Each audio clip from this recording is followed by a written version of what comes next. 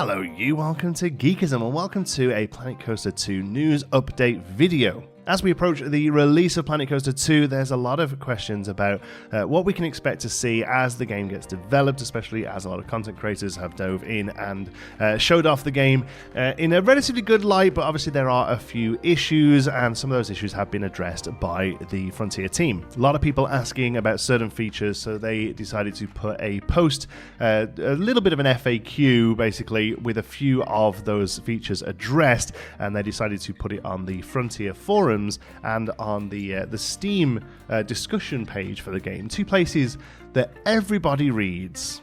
So whilst this news is trickling out there, I thought it might be worth just sort of going over some of it here as well. It was part of a bigger post to do with the Frontier Workshop, which is basically the Steam Workshop, but will be cross-platform. So if you're playing on PC, you can save something and have a console player open it and vice versa. I love that. There's always been a little bit of a divide between the PC and console communities, and I think this is going to be a great way to be able to play together a little bit more. A lot of people do think that maybe some of these features that we're expecting in the game that aren't there is because of that PC console parity, or what they're trying to do. I don't think that's true because of some of the answers we're getting here. First of all, are custom music sounds / billboards in the game, and will they be added? Planet Coaster 2 is all about creativity, and we are always considering new ways to bring your theme parks to life. We will be introducing these features in a future update. Personally, this is the biggest one for me because Meandering is going to rely heavily on custom music. I have an absolutely incredible composer, Alex, who's working closely with me to create like world-class theme park music that's going to be for a digital theme park, and we were a little bit worried that we weren't actually going to be able to use it in the park. Obviously we could use it all on videos and what have you, but now yes, we're actually going to be able to place it into the park and have it work as intended. So very happy that that is coming. A lot of people thought this feature wasn't going to be in the game at all because of that console parity, but you can upload stuff to consoles now with hard drives, right? It's maybe a little trickier to do than it would be for a PC, but it's doable. It's going to be a feature coming to the game in the future. Will load / unload stations be added? Coasters and rides are at the heart of Planet Coaster 2. We will be introducing load / unload stations in a future update. That future update bit is going to start sounding a little repetitive here, but it's just nice for these to have been acknowledged. They only specifically mention load / unload stations here. It'd be nice if maybe a bit of a station overhaul came along in an update, you know, smaller pads, other options, like maybe have the conveyor belt one actually look a little bit more like a conveyor belt one. But load unload is kind of huge. A lot of modern coasters now have a separate unload station. Not only does it increase throughput, it just kind of gives you a new way of designing the space. You can have the exit move out to a different area of the park. It's not all sort of clumped together off that one block of station. But also, I personally just think it's a really great theming element. There's nothing better, in my opinion, than waiting for a roller coaster in the station and it comes in empty. That just really adds to the vibe for me personally. You don't see the people coming off and going, oh, as they wander away. For me, it just like the coaster comes in empty and it's like, this is for you, you know, get ready to ride this. I think that's great. So great feature, looking forward to seeing it in a future update. Will rides with built-in decor have vanilla versions too? Yes, creativity is at the core of Planet Coaster 2, and the ability to attach scenery to rides is something that we're very proud of, allowing park managers to create unique rides. We will always be considering new ways to expand this creativity, and will continue to introduce further creative options, including additional neutral coaster cars in future updates. Again, just a good feature. You know, they add this ability for us to attach scenery to coaster cars, and then we still get like the aeroplane looking things, and one's got a big bird on it or what have you. So that's really great. All of these things, to me personally, feel like the game is probably having this deadline to release on November 6th, and a lot of this stuff has had to get sort of trimmed away to hit a stable release, and I think a lot of all this stuff is already planned and already being worked on to be coming out with updates. And also that's kind of Frontier's MO as well, with both Planet Coaster and Planet Zoo, and I think the other games as well, Jurassic World Evolution and all those. You know, we get a release, we get a version, a 1.0 of the game, but that's only the beginning. You then will get a couple of years of both DLC and updates. Usually all of the the features, the mechanical features of the game come in free updates, and the DLCs usually support those with scenery and some ride skins and all that sort of stuff. So stuff you don't necessarily need, but the actual sort of core mechanical features usually come as a free update.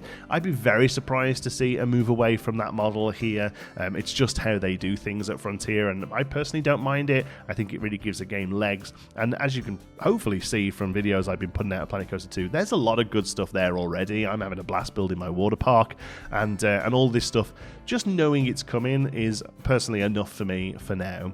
One thing I will say is, look at that. All we needed was a post saying that these things are being worked on, and it's already put a lot of us just back off the back foot. Like a lot of people were producing videos saying, oh, this is missing and that is missing.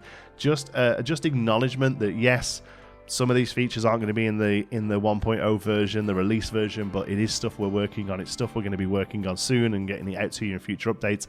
That's enough for a lot of people just to be able to sit back and relax and be like, okay, let's play with what we've got for now, and we look forward to seeing new features. I think that kind of that openness, that willingness to talk about the game and what it's going to look like in the future goes a long way for community goodwill. And I hope it's something that Frontier sort of embraces as they move forward, because the Planet Coaster, they were incredible at it. It felt almost collaborative with the community, how that game came about in the first years. So it's something I would very much like to see as continuing in Planet Coaster 2 is more of this openness and more of this willingness to say, yeah, do you know what? This isn't there yet, but it's coming. That, for me, is enough. Not no, just not now. The last thing they mentioned was about this 6,000 guest cap on the game. This does not affect me in any way, I don't think. I think the most people I had in Pinewood Hills was about 2,000. I think Frontier are going to have to make a difficult decision. Do we cap this, or do we leave it completely open and have people complain about frame rates? Because you know what's going to happen if they keep this wide open. You're going to get people throw down a bajillion blueprints. 20,000 guests are going to come through the park, the computer's going to grind to a halt, and then they're going to complain that the game isn't optimized. The way that the game is optimized is that it works with 6,000 people in the park. This is probably a light cap, and it's the sort of number that will go up. Again, very much Frontier's MO. The game is maybe a little bit limited at launch, and then they get the data in. All of the data gets fed back to them. How people are building the parks, how many guests are running, what the frame rate is like, all that sort of stuff, and then they can create that number up. It's happened before with Blueprints. Blueprints started off at 1,000 pieces, then 4,000, then 8,000, or whatever the numbers were. This is just how they do it. They come in a little conservatively, and then dial up to 11 as they can, as they realize that the game can handle it and that people's PCs can handle it. There's only so much of this you can do with an in-house team or with simulations or whatever. This stuff needs to get out there. I guarantee you that they have a game that doesn't break, and then they give it to us, and we will break it within minutes. That's just how these things work. As soon as the game gets let out to an audience, you will start to see those outliers, and you'll start to see them more often. So that's why this happens. 6,000 guests at the minute. It doesn't bother me at all. Like my water park, even if I just let no limit and put it to 6,000 or whatever, I think there's about 800 people come in. I don't know how people are playing this game that they instantly need more than 6,000 on day one, but whatever. People play the game differently, and that's fine. So there you go. They're aware of some of the issues. I mean, they're aware of all of the issues. These are the ones they want to talk about today, and they're coming in a future update, so we look forward to that. Until then, there's going to be lots more coverage of Planet Coaster 2 on the channel. There will be a video later today if you're watching this at time of recording. If not, what's it like in the future? Do we have flying cars yet? Love you all to bits. Till the next one, be good.